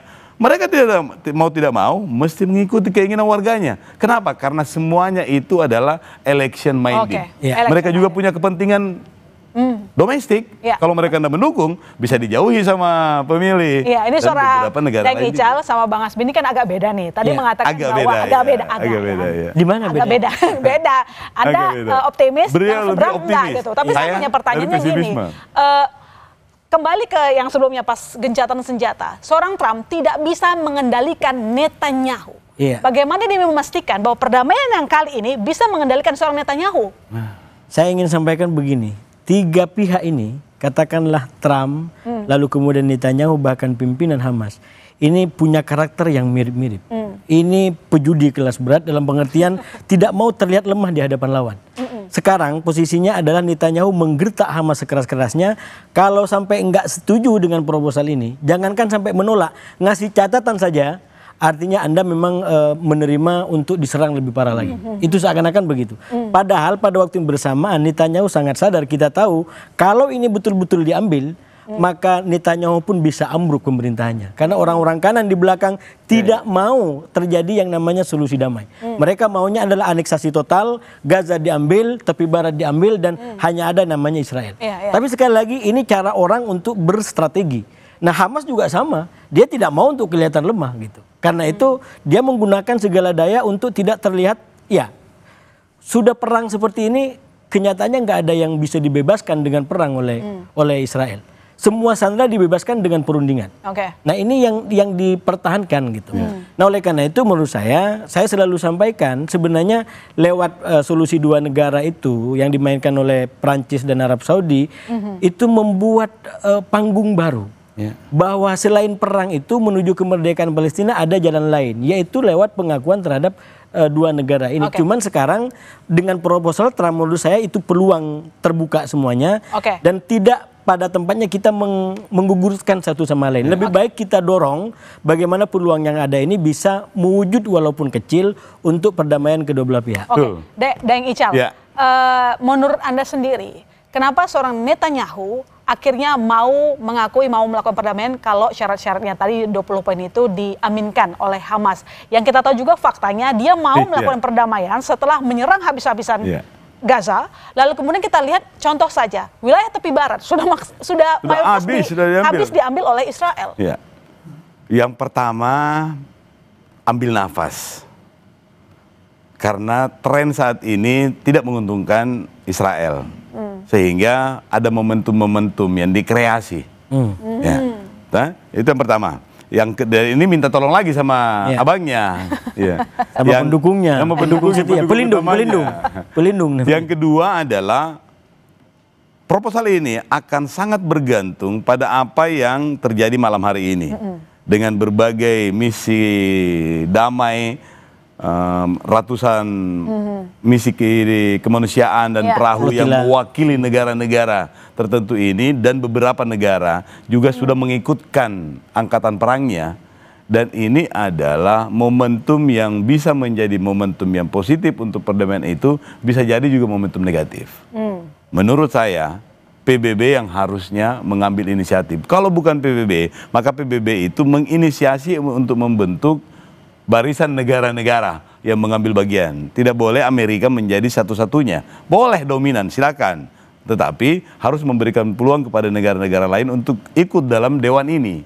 Sehingga dewan ini walaupun juga inisiatornya adalah Amerika misalnya, tidak masalah. Karena siapapun inisiatornya kalau niatnya baik, tidak apa-apa. Tetapi ada peluang. Sekali lagi, ada peluang. Selalu ada peluang damai di situ. Dan peluang damai ini mesti komitmen ini diperlihatkan dengan membuka ruang bagi Inggris, Prancis, Indonesia, Beijing misalnya untuk ikut juga di dalam situ, sehingga proporsi ini akan jangan ada yang terlalu mendominasi. Semua harus punya suara yang tepat. Sehingga panggung ini diisi oleh panggung perwakilan dari negara manapun. Terima kasih Dang Ical, terima kasih Bang Smith telah bergabung di Sapa Indonesia Malam. Harapan kita bersama jangan ada lagi yang tidak tepat janji. Karena warga Gaza butuh kedamaian. Terima kasih sekali lagi. Banyak. Saudara jangan kemana-mana, Sapa Indonesia Malam masih akan segera kembali dengan informasi. Lestari Summit and Award 2025 jadi ajang untuk membahas isu keberlanjutan demi lingkungan yang lebih baik. Informasinya usai jeda.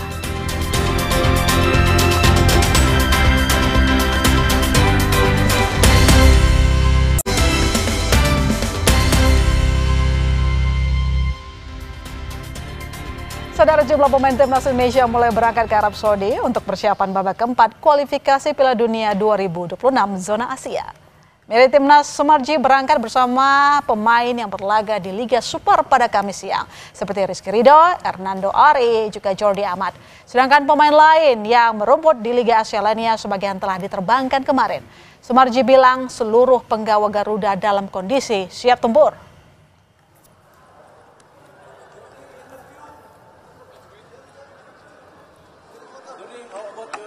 Keberangkatan pemain ini dibagi sesuai dengan jadwal dari awal.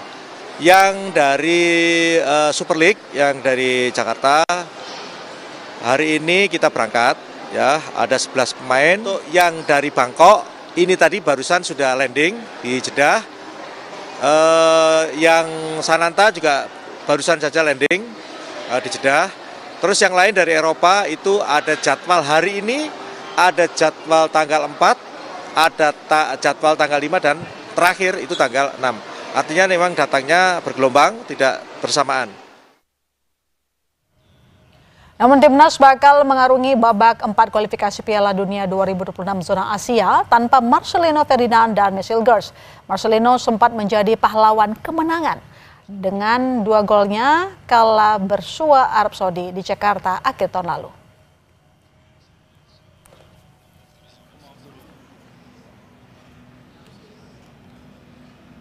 Bek timnas Jordi Amat menegaskan timnas kini dalam kondisi prima. Ex pemain Swansea City ini optimistis dapat tampil meyakinkan di Arab Saudi. To travel and to play this game. I think everyone is ready, very focused. Our dream is just 2 steps away. As you know, they are very strong teams. It's gonna be a very tough. It's gonna be a war out there. Playing away the 2 games, but we know that we can do it, and we are ready. We are ready to play and to win these 2 games. Tergabung di grup B, CS akan menghadapi tuan rumah Arab Saudi pada 9 Oktober, Kamis dini hari waktu Indonesia Barat. Berikutnya melawan Irak pada 12 Oktober 2026 pukul 02.30 waktu Indonesia Barat. Timnas Garuda harus finish sebagai juara grup jika ingin mendapatkan tiket langsung ke putaran final Piala Dunia 2026.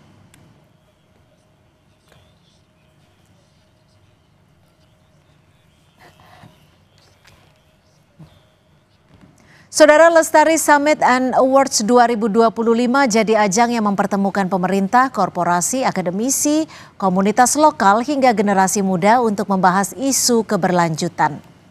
Lestari Summit and Awards 2025 merupakan inisiatif KG Media yang berfokus pada pelestarian lingkungan sebagai kunci pembangunan berkelanjutan, termasuk jadi ajang pertukaran ide dan inspirasi di kalangan pemimpin dan praktisi berkelanjutan. Dalam acara penghargaan, Lestari Award juga hadir untuk memberi kontribusi pelaku industri dan masyarakat dalam isu keberlanjutan.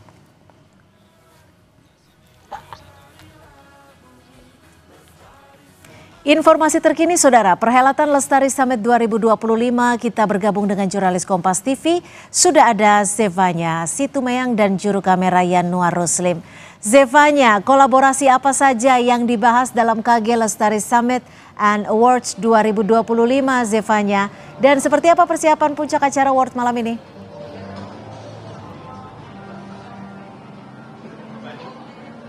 Ya Cynthia, tentu tadi banyak sekali pembahasan yang dibahas dalam KG Lestari Summit 2025 ya, yang sudah berlangsung sejak pagi hari tadi sampai sore hari. Kalau tadi saya lihat ini ada 3 segmen, terbagi ke dalam 3 segmen forum diskusinya, di mana pertama ada pembahasan terkait dengan sustainable financing, kemudian dilanjutkan di sesi 2 membahas bagaimana kemudian masyarakat bersama regulator ini bisa membangun ketahanan urban di tengah permasalahan iklim yang menjadi sorotan dunia tentunya. Dan di akhir sesi di segmen 3 ini fokus pembahasan kepada sistem masyarakat sendiri untuk bagaimana kemudian sama-sama berbicara soal aksi nyata di lapangannya untuk sama-sama mendukung pembangunan berkelanjutan di tahun 2025 ini. Nah, tentu setelah tadi sudah berlangsung KG Lestari Summit 2025, akan dilanjutkan dengan KG Lestari Awards 2025 ini yang akan dimulai sebentar lagi kira-kira Cynthia dan juga saudara, karena tadi kami berbincang dengan sempat berbincang dengan Project Lead Lestari Summit and Awards 2025 di Mas Fikriadi. Ini bilang ada nanti sebanyak 14 kategori untuk perusahaan besar dan juga ada 2 kategori yang akan diikuti oleh perusahaan UKM, begitu ya, untuk UKM. Nah, kurang lebih kategori-kategori awarding night ini diikuti sebanyak 120 perusahaan kira-kira yang sebelumnya dari jauh-jauh hari ini sudah mengirimkan program-program mereka kepada panitia dari KG Lestari Awards, yang kemudian ini melalui proses seleksi yang sangat hati-hati, tentunya melibatkan independen juga untuk melakukan penilaian agar sama-sama bisa fokus, dan ini dilakukan sangat hati-hati begitu dalam penilaiannya, sehingga nanti bisa sangat deserve atau bisa diterima oleh pihak yang benar-benar harus menerima penghargaan itu ya. Nah, tadi juga dikatakan ada 4 menteri ini yang akan membawakan pembacaan penghargaan ini. Ada Menteri Investasi dan Hilirisasi misalnya Rosan Perkasa Roslani, ada juga Menteri Ekonomi Kreatif Indonesia Tengku Rifki Harsha, dan ada 2 menteri lainnya juga yang kemudian nanti akan membacakan awarding night. Nanti akan kita saksikan bersama, Cynthia, seperti apa kemeriahan KG Lestari Awards 2025 dan siapa saja pemenang-pemenangnya kira-kira. Kembali ke studio, Cynthia. Terima kasih Zevanya Situmeyang melaporkan langsung dari Lestari KG Awards. Terima kasih. Ya, dan saudara, informasi tadi menutup perjumpaan kita di Sapa Indonesia Malam. Kami ingatkan Anda agar jangan lupa cukupi kebutuhan air mineral Anda setiap hari dan rasakan kesejukannya. Saya Mahasiswa Tarigan. Dan saya Cynthia Rompas. Terima kasih, sampai jumpa.